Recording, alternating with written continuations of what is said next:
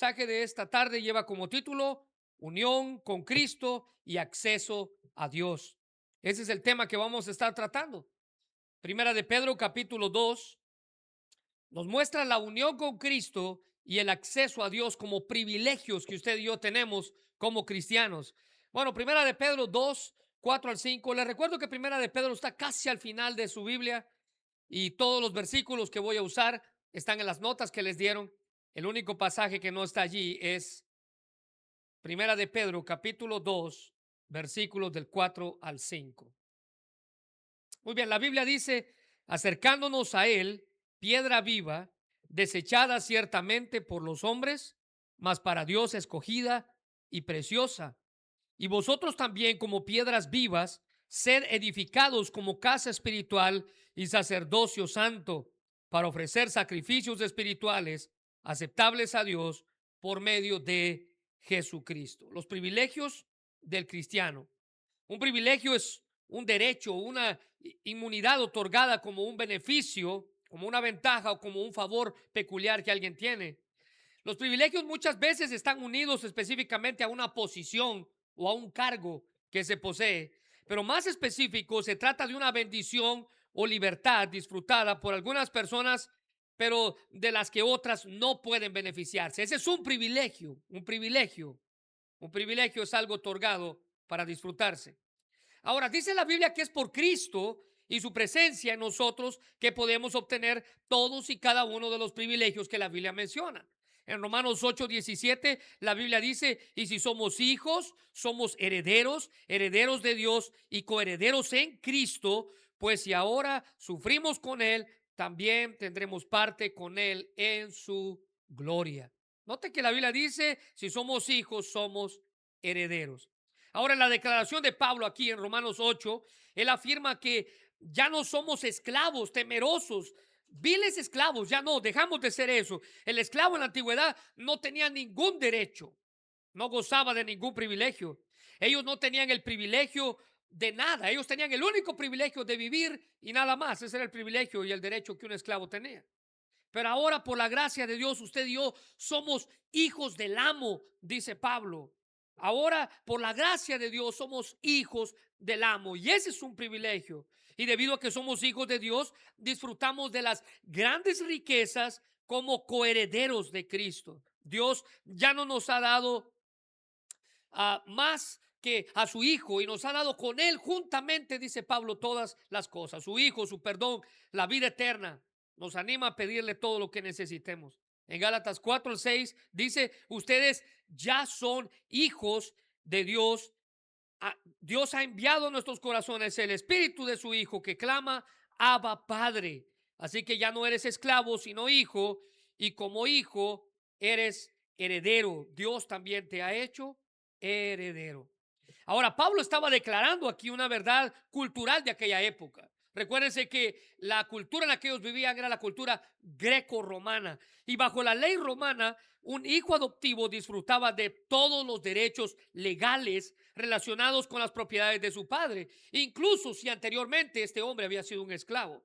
Ahora, siendo un hijo adoptivo, él gozaba de todos los privilegios del resto de los hijos. Él no era un hijo de segunda clase, era igual que otro hijo, biológico o adoptivo, tenía los mismos derechos. Entonces ahora tenemos el privilegio de poder clamar, dice Pablo, Abba Padre, que es una expresión aramea que significa papá o padre querido. Representa la forma de dirigirse a Dios como lo hace un pequeño niño con su papá. Como hijos adoptados tenemos los mismos derechos que Jesús tiene. Entonces, como cristianos, somos una clase especial de personas, dice Pablo, que disfrutan de favores eternos otorgados por Dios a causa de la posición que ahora usted y yo tenemos en Cristo. Primera de Juan 3:1 dice, miren con cuánto amor nos ha amado el Padre, que nos llama a sus hijos, y eso es lo que somos, pero la gente de este mundo no reconoce que somos hijos de Dios porque no lo conocen a Él. Como creyentes, nuestro mérito se basa en el hecho de que Dios nos ama y nos llama a sus hijos. Somos ahora sus hijos. No es que vamos a ser hijos en el futuro. Saber que somos hijos de Dios nos anima entonces a vivir literalmente como Él vivió. Es un asunto en el que muchos cristianos ven la vida cristiana como una obligación o un deber espiritual en lugar de verla como un privilegio. Muchos tienden a preocuparse por la presión de ser cristianos en lugar de disfrutar de la bendición de ser cristianos. Dios nos ha dado grandes cosas para disfrutar, pero en lugar de hacerlo, nos dedicamos a enfocarnos, les dije, en las presiones que están a nuestro alrededor. Y la consecuencia de esto es que en lugar de disfrutar los privilegios de ser cristianos, nos preocupamos por las cosas exteriores. Estos son aquellos que piensan que todas las bendiciones están reservadas únicamente para el cielo. Aquí en la tierra le toca sufrir, en el cielo usted va a disfrutar. No, mis hermanos, las bendiciones también son para aquí, en la tierra, delante de Cristo. Un lugar donde, en el cielo es un lugar donde no habrá enfermedad, no habrá dolor ni muerte, pero aquí en la tierra usted puede vivir en alegría, en paz, en armonía, en unidad, en descanso. Son privilegios que usted y yo gozamos como cristianos. A.W. Tozer, en uno de sus libros, describe la clase de privilegios que disfrutamos como cristianos. Él dice, escuche bien, y voy a citar: un creyente real, dice él, es un ser extraño después de todo. Tiene amor supremo por un ser al que nunca ha visto. Ese es un privilegio. Tiene amor supremo por un ser que nunca ha visto. Habla de una forma familiar con alguien a quien no puede ver. Espera ir al cielo por la virtud de otro, refiriéndose a Cristo. Se vacía a sí mismo para ser llenado. Admite que está equivocado para poder ser declarado justo. Se humilla para poder ser exaltado. Es más fuerte cuando es más débil. Más rico cuando es más pobre. Es más feliz cuando más mal se siente. Muere para poder vivir. Deja para poder tener. Da para poder guardar.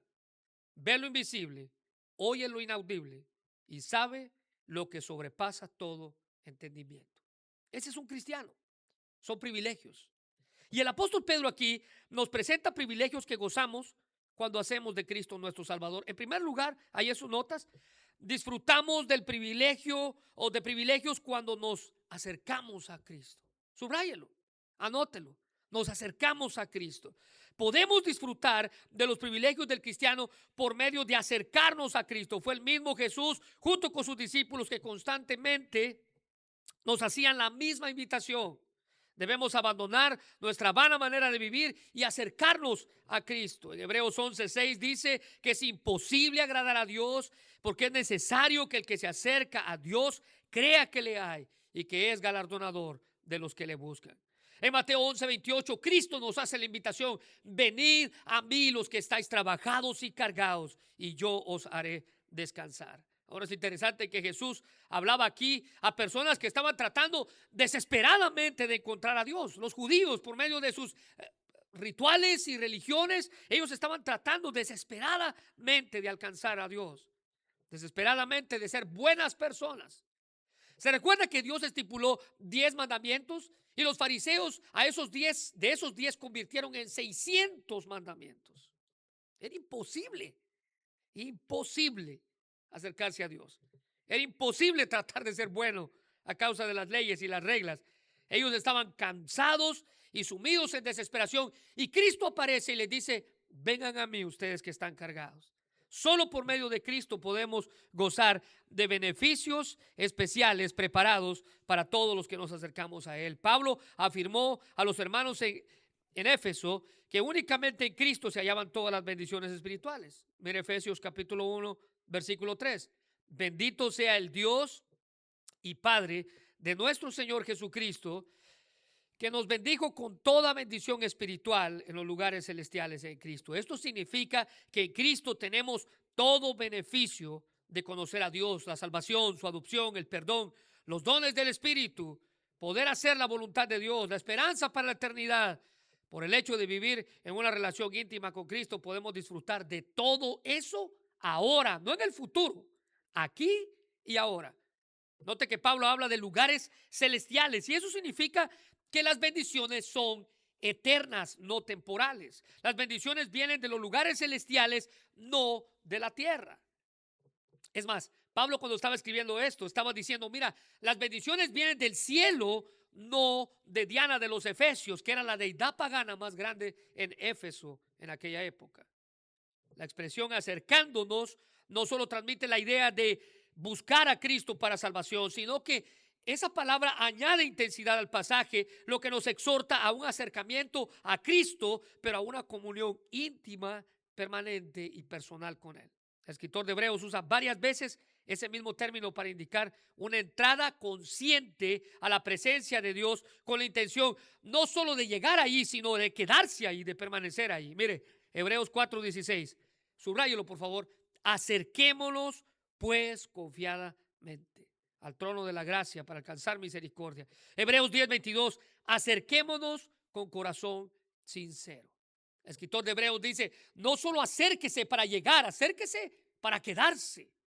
Y Pedro dice que es la única manera en la de que podemos gozar los privilegios del cristiano. Ahora, esta palabra acerquémonos tiene la idea de mover a otra persona hacia una experiencia íntima y continua de comunión con Cristo. Pedro usa la metáfora de piedra viva. Mire el versículo 4, acercándonos a Él, piedra viva. Pedro usa esa expresión para identificar a Jesús. Él es la piedra de la construcción. Pedro estaba diciendo, Él es la piedra preciosamente tallada. La piedra viva es Cristo porque Él vive para siempre. Cuando resucitó de los muertos, no solo está vivo, sino que también nos da vida, dice la Biblia, juntamente con Él a nosotros que hemos creído. Romanos 6:8-9 dice, y si morimos con Cristo, creemos que también viviremos con Él, sabiendo que Cristo, habiendo resucitado de los muertos, ya no muere, la muerte ya no se enseñorea más de Él. Pero esa misma piedra que es Jesús, quien da vida, dice la Biblia que tristemente también fue desechada, el versículo 4. Y esa palabra significa que fue rechazada después de haber sido examinada y aprobada. Recuerde que los líderes judíos esperaban al Mesías y cuando Jesús dijo que Él era el Cristo, el Mesías, ellos examinaron y basados en sus necios corazones, la Biblia dice que lo rechazaron. Juan 1:11 dice, vino a los de su propio pueblo y hasta ellos lo rechazaron. Aunque para ellos Jesús no tenía ningún valor porque lo crucificaron como un hereje, para Dios fue una piedra viva, escogida y preciosa, dice el versículo 4. Tan grande era Cristo para el mismo Dios que Dios midió los estándares de la perfección divina y Él declaró en Mateo 3:17, este es mi Hijo amado en quien tengo complacencia. Así de grande era Jesús para Dios. Así de grande era Jesús para Dios. Dios lo escogió, eligió a Cristo y como indica Pedro, lo consideró una piedra preciosa, valiosísima, en alto precio. La piedra angular perfecta y viva que declaran las Escrituras. Entonces, en primer lugar, yo necesito acercarme a Él para gozar de los privilegios. Ahora, nota en segundo lugar, tenemos el privilegio, dije, de la unión con Cristo. De la unión con Cristo. El versículo 5 dice, vosotros también como piedras vivas. Cuando nos acercamos por la fe a Cristo, piedra viva, entonces nosotros también nos convertimos en piedras vivas. Cuando alguien cree en Cristo, comparte la vida que Él posee en sí mismo. En Juan 17:21 dice, para que todos sean uno como tú, oh Padre, en mí y yo en ti, que también ellos sean uno en nosotros. Para que el mundo crea que tú me enviaste. Entonces ser piedra viva significa que los creyentes tienen la vida eterna en Cristo, están unidos con Él. Esto se convierte en un privilegio espiritual que todo creyente disfruta. Podemos disfrutar de nuestra vida unida en Cristo. En Gálatas 2:20 Pablo dijo, con Cristo estoy, y hágale un círculo a esto por favor, juntamente crucificado. Ya no vivo yo, vea otra vez, ahora Cristo vive en mí. Y lo que ahora vivo en la carne, lo vivo en la fe, ¿por qué? Del Hijo de Dios, del cual me amó y se entregó a sí mismo. Ahora, no solo le adoramos, no solo le obedecemos, no solo le oramos, sino que estamos unidos con Él como piedras de un edificio espiritual en el cual Cristo es el fundamento. Jesús fue llamado primero piedra viva y después nosotros como piedras vivas. Mire, en Juan capítulo 15, versículo 5, Cristo dijo, yo soy la vid y ustedes las ramas. El que permanece unido a mí y yo unido a Él, da mucho fruto, pues sin mí no pueden ustedes hacer nada. Nosotros vivimos porque estamos conectados con Él, quien es la fuente de vida. Es por esa unión, decía un autor, que por Él podemos vivir y responder al final de su regeneración, así como las piedras de un edificio no son buenas a menos que estén en el lugar apropiado, en el edificio, y descansen en los cimientos. Efesios 2:9, 2:19 al 22 dice: así que ya no sois extranjeros ni advenedizos, sino conciudadanos de los santos, miembros de la familia de Dios. Versículo 20, edificados sobre el fundamento de los apóstoles, siendo la principal piedra del ángulo, subraya esto, Jesucristo mismo, en quien todo el edificio, bien coordinado, va creciendo para ser un templo santo en el Señor, en quien vosotros también sois juntamente edificados para morada de Dios en el Espíritu. Muchas veces el edificio de las iglesias se le llama la casa de Dios. En realidad la casa de Dios no es un edificio, sino el grupo de personas que lo integran. Él vive en nosotros y a través de nosotros se da a conocer al mundo. Es un privilegio de estar unido a Cristo. Note que el cimiento, dice ahí, espiritual es la doctrina de los apóstoles. Ahora, ¿qué significa eso? ¿Qué significa que el cimiento espiritual es la doctrina de los apóstoles? Bueno, significa que la iglesia no es un edificio levantado sobre ideas modernas, sino sobre la herencia espiritual que se nos ha dado a nosotros por los primeros apóstoles y profetas de la iglesia cristiana. Es nuestra unión con Cristo. Tenemos la disposición, recursos espirituales. Pablo entendía esa verdad y pudo orar a favor de los hermanos en Éfeso. Miren lo que dice Efesios 3:20. Y aquel que es poderoso para hacer todas las cosas mucho más abundante de lo que pedimos o entendemos, según el poder que actúa en nosotros. Ve al versículo 21. A Él sea la gloria en Cristo Jesús por todas las edades, por los siglos de los siglos. Amén. El poder de Cristo en nosotros activa ese servicio espiritual.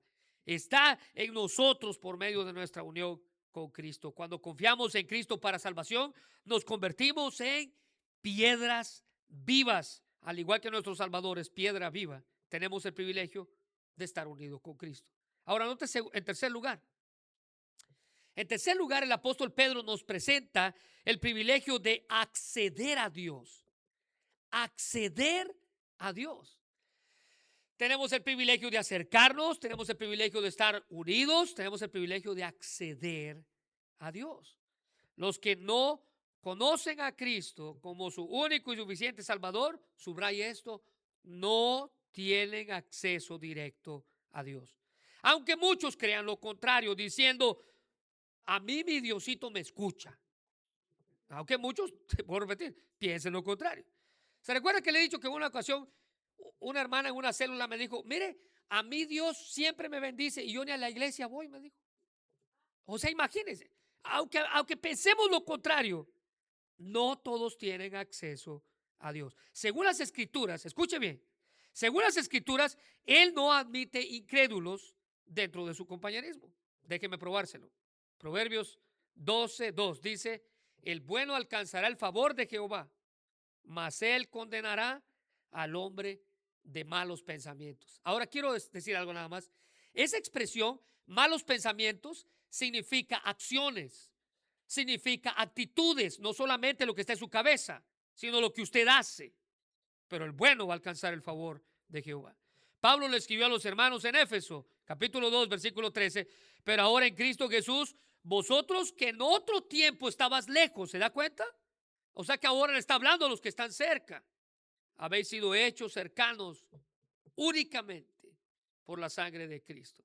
La Biblia dice que ellos, esta clase de personas que no tienen acceso a Dios, están lejos de Dios, pero quienes conocen a Dios por medio de Cristo tienen el privilegio de ese acceso, de la admisión a la promesa divina. Podemos llegar a Dios con confianza. El Salmo 65:4 dice: bienaventurado el que tú escogieres y atrajeres a ti para que habite en tus atrios, seremos saciados del bien de tu casa, de tu santo templo. Como un creyente judío, el apóstol Pedro se dio cuenta que En términos de la presencia de Dios, era muy diferente el Antiguo Testamento del Nuevo Testamento. En la antigüedad, el templo de Dios se representaba, o ahí se creía que estaba la presencia. Era una casa temporal y una casa material.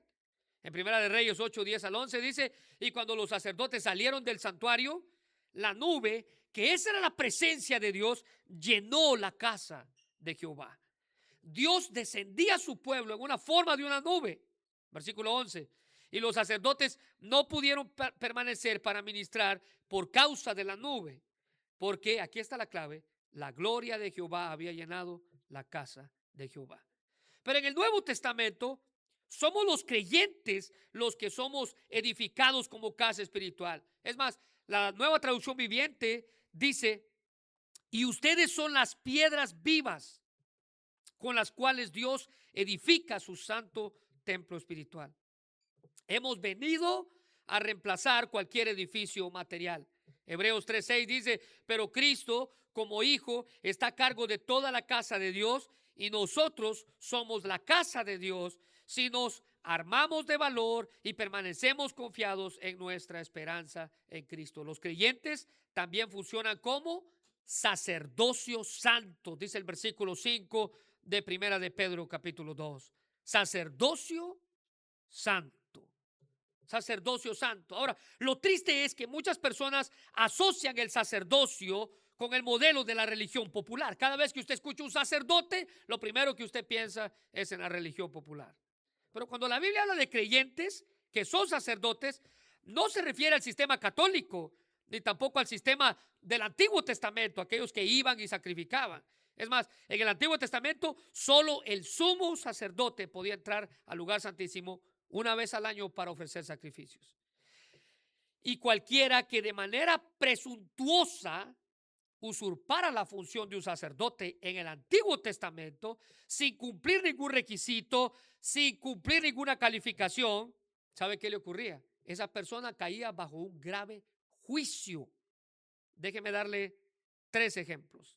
En primer lugar, cuando el rey Saúl usurpó la función de sacerdote de Samuel en Gilgal y él quiso ofrecer sacrificio, Dios le quitó el reino. Dice en Primera de Samuel 13:9: entonces dijo Saúl hablando, el rey, el primer rey de Israel: traedme el holocausto y ofrendas. Y ofreció el holocausto. Subráyelo. Él usurpó una posición que no le correspondía. Él era rey, no sacerdote. Él era rey, no sacerdote. Los reyes eran elegidos por Dios. Los sacerdotes venían de generación en generación, desde Aarón hasta el tiempo en el que Saúl estaba viviendo. Y en Primera de Samuel, capítulo 13, versículo 13, dice: entonces Samuel dijo a Saúl, al darse cuenta de lo que Saúl había hecho, mire lo que Samuel le dice: locamente has hecho. ¿Qué hiciste? ¿Qué hiciste? No guardaste el mandamiento de Jehová tu Dios que te había ordenado. Pero ahora Jehová, pues ahora Jehová hubiera, y ese hubiera es lo que estamos hablando de que le quitó el reino, hubiera confirmado tu reino sobre Israel para siempre, pero como no, entonces te lo quita. Mire, otro ejemplo: cuando Usa tocó de manera imprudente el arca de Dios, dice que esa acción le costó la vida. En 2 de Samuel capítulo 6 versículos 6 al 7, cuando llegaron a la era de Nacón, Usa extendió su mano al arca de Dios y la sostuvo porque los bueyes tropezaban. Y el furor de Jehová se encendió contra Usa y lo hirió allí Dios por aquella temeridad, y cayó allí muerto junto al arca de Dios. Solamente los sacerdotes podían ofrecer sacrificios como Saúl lo hizo. Solamente los sacerdotes podían tocar el arca del pacto. Dice la Biblia, el tercer ejemplo que quería darles, el ejemplo de Usías. Dice la Biblia que Usías, en toda su gloria y todo su esplendor, el orgullo llenó su corazón y su cabeza, tanto que él usurpó el papel de los sacerdotes y fue castigado severamente por Dios. Cuando él quiso ofrecer sacrificio, 80 sacerdotes trataron de impedírselo diciendo: mira, este no es tu papel, tú eres rey, no sacerdote. Pero su orgullo llegó hasta lo más alto de su cabeza, y dice la Biblia en Segunda de Crónicas, capítulo 26, 16. Mas cuando ya era fuerte, su corazón se enalteció para su ruina, porque se rebeló contra Jehová su Dios, entrando en el templo de Jehová para quemar incienso en el altar del incienso. Él era rey, no sacerdote. Dice la Biblia en el versículo 19. Entonces Uzías, teniendo en la mano el innecesario para ofrecer incienso, se llenó de ira al ver que estos 80 hombres querían detenerlo, y en su ira contra los sacerdotes, 80 de ellos, la lepra le brotó en la frente, delante de los sacerdotes en la casa de Jehová, junto al altar del incienso. Dice la Biblia que después de este evento en la vida de Uzías, toda su grandeza se cayó. Los sacerdotes le dijeron: mira, salte, porque nadie que es leproso puede estar aquí en la presencia de Dios. Y la Biblia termina la historia diciendo que Uzías murió leproso y no pudo ser sepultado en el sepulcro de los reyes, porque era un leproso. Todos estos ejemplos son de alguien tratando de ser sacerdote cuando no lo era. Esto es el Antiguo Testamento. Pero ahora en el Nuevo Testamento, es decir, en la era de gracia que usted y yo vivimos, esas limitaciones ya no existen, porque la Biblia nos llama sacerdocio santo. Los creyentes hoy en día somos sacerdotes a quienes Dios ha vestido de justicia. La unción en la antigüedad identificaba el poder y la presencia de Dios que reposaban sobre el sacerdocio. Cuando se ungía un sacerdote, simbolizaba una atribución de poder de parte del Espíritu Santo. Nosotros, dice Pedro, tenemos esa unción de sacerdocio. En primera de Juan 2:20 dice: pero vosotros tenéis la unción del santo y conocéis todas las cosas. Ahora el creyente es su propio sacerdote delante de Dios. Él no necesita ningún mediador excepto al sumo sacerdote, que es Cristo Jesús. Ya no puede haber una élite sacerdotal como existía antes. Ahora usted y yo tenemos acceso especial a Dios. Privilegios que tenemos como cristianos. Tenemos acceso a Dios. Ahora, note en cuarto lugar. En cuarto lugar tenemos el privilegio de presentar sacrificios espirituales. El privilegio de presentar como sacerdotes, usted y yo, sacrificios espirituales. Mire el versículo 5. Vosotros también, como piedras vivas, sed edificados como casa espiritual y sacerdocio santo, ya lo vimos, para ofrecer sacrificios espirituales aceptables a Dios por medio de Jesucristo. La función principal de un sacerdote en el Antiguo Testamento, cuando ministraba en el tabernáculo, después en el templo, era ofrecer sacrificios de animales a Dios. Pero cuando Cristo inició el nuevo pacto, esos sacrificios ya no fueron necesarios, porque Él era el sacrificio perfecto. Dice Hebreos 9:14, imagínense cuánto más la sangre de Cristo nos purificará la conciencia de acciones pecaminosas para que adoremos al Dios viviente. Pues por el Espíritu eterno, escuche bien, Cristo se ofreció a sí mismo, a Dios, subraya esto por favor, como sacrificio perfecto por nuestros pecados. Cristo ya se ofreció por nosotros. Ahora los únicos sacrificios que quedan para el sacerdocio que los creyentes deben de ofrecer son sacrificios espirituales. Tenemos la responsabilidad de ofrecer sacrificios espirituales que sean aceptables a Dios por medio de Cristo. Por mucho que tratemos por nuestros propios medios, necesitamos reconocer que Cristo es el mediador, el único que permite que los creyentes el verdadero acceso al Padre. Solo por medio de Él podemos llegar hasta la misma presencia de Dios. Mire, Juan 14:6. Él dijo: yo soy el camino, yo soy la verdad, yo soy la vida. Ahora subraye esto: nadie viene al Padre si no es por mí. En 1 Timoteo 2:5, el apóstol Pablo, afirmando esa misma verdad, dice: porque hay un solo mediador, un solo Dios y un solo mediador entre Dios y los hombres, Jesucristo hombre. Dios hace el trabajo de edificar o ser edificados en nosotros. Ahora nosotros tenemos que ofrecer sacrificios a Él cuando venimos a Cristo. Y hay ciertos sacrificios que usted y yo debemos de presentar. En primer lugar, ahí en sus notas, el primer sacrificio espiritual son nuestros cuerpos. Escríbalo. Nuestro cuerpo es el sacrificio espiritual. El sacrificio espiritual que honra a Dios empieza cuando como cristianos ofrecemos todas nuestras facultades humanas, que incluyen nuestra mente y cada parte de nuestro cuerpo. El apóstol Pablo tenía en claro eso. Romanos 12, del 1 al 2 dice: así que, hermanos, os ruego por la misericordia de Dios que presentéis, subraye esto, vuestro cuerpo en sacrificio vivo, santo y agradable a Dios, que es vuestro culto racional. La Nueva Traducción Viviente, esa frase que es vuestro culto racional, dice que es nuestra manera de adorar. Ahora nota el versículo 2. No os conforméis a este siglo, sino transformaos por medio de la renovación de vuestro entendimiento, para que comprobéis cuál sea la buena voluntad de Dios, agradable y perfecta. Solo cuando el cristiano ofrece a Dios todo lo que está en su vida, todo lo que posee, todo lo que espera, es que realmente se presenta ante Él como un sacrificio vivo. Es el compromiso total que como sacerdotes debemos de hacer. Ahora, en segundo lugar, ¿sabe qué otro sacrificio espiritual debemos presentar? Nuestra alabanza y adoración. Nuestra alabanza y adoración. Ofrecer alabanza a Dios involucra mucho más que cantar o expresar palabras. Implica declarar de manera más completa y agradecida los atributos de Dios. En Hebreos 13:5 dice: así que ofrezcamos siempre a Dios por medio de Él, subraya esto, sacrificios de alabanza. Piense, por favor, ¿cómo es un sacrificio de alabanza? ¿Cómo es un sacrificio de alabanza? Y luego el escritor nos da la respuesta, es decir, fruto de labios que confiesan su nombre.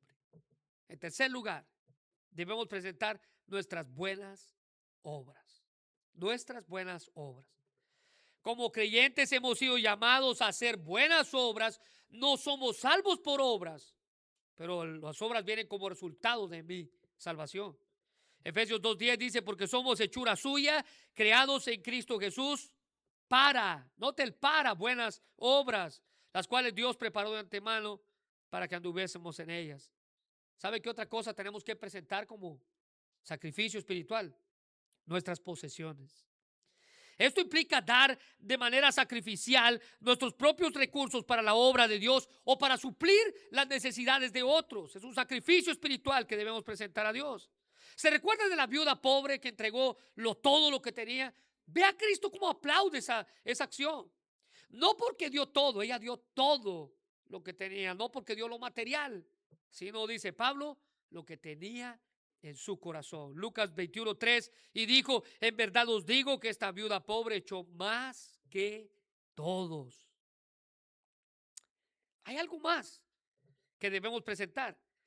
Y son, en quinto lugar, nuestros convertidos. Las personas a las que usted le habla de Cristo. Esos no son sus coronas. Son las coronas que Dios le va a dar a usted y usted después le va a entregar a Él. Presentarnos delante de Dios son sacrificios espirituales. Es la importancia de ganar almas, pero escuche bien esto, de hacerlo con la actitud correcta. Romanos 15:16 dice: para ser ministro de Jesucristo a los gentiles, ministrando el evangelio de Dios. Escuche bien esto, cómo Pablo lo presenta: para que los gentiles sean ofrenda agradable, santificada por el Espíritu Santo. Ahora vea la siguiente. Nuestro amor por otros es un sacrificio espiritual. Nuestro amor por otros. El amor que mostramos por otros es un sacrificio espiritual que presentamos delante de Dios y es la marca que nos identifica a nosotros como cristianos. En Juan 13:35 dice: en esto conocerán todos que sois mis discípulos. Subraya esto: si tuvierais amor los unos por los otros. Solamente así. Y por último, nuestras oraciones son sacrificios espirituales que como sacerdotes presentamos delante de Dios.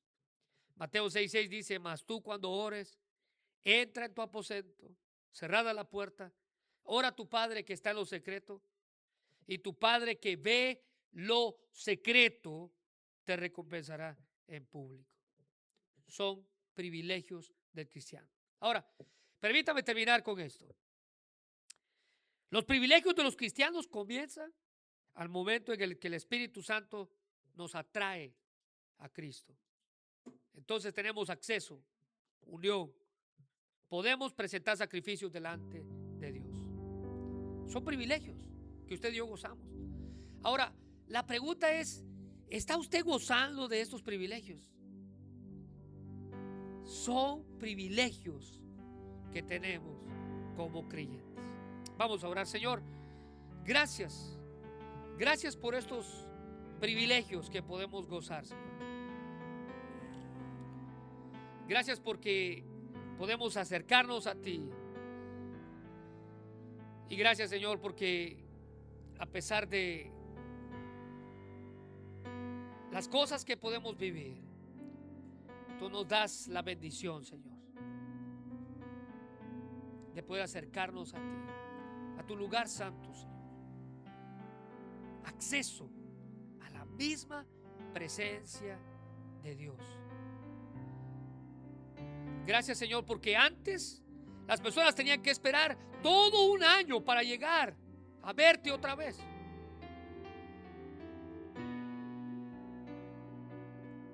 Todo un año. Y ni siquiera poder verte, sino solamente escuchar de ti.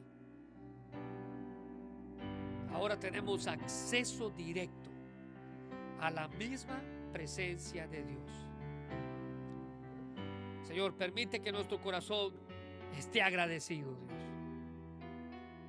por este privilegio que gozamos.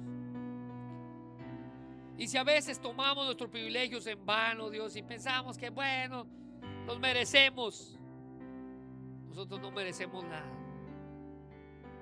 Pero tú en tu gracia nos das el privilegio de acercarnos a ti, el privilegio de estar unido a Cristo, el privilegio de acceder a tu presencia y el privilegio de presentar sacrificios espirituales. Que cada día, Dios, nuestra vida sea una vida de adoración. Que cada momento sea un momento importante para acercarnos a ti y adorarte. Engrandecer tu nombre por quien eres tú. Tú eres Dios, el único y sabio Dios. Gracias por dejarnos entrar hasta tu presencia. Gracias por darnos la bendición de acercarnos a ti a cada momento. Bendice este mensaje, Dios, y permite que esta semana podamos meditar en lo que hemos aprendido y la gran bendición que tenemos de estar en ti. En el nombre de Jesús.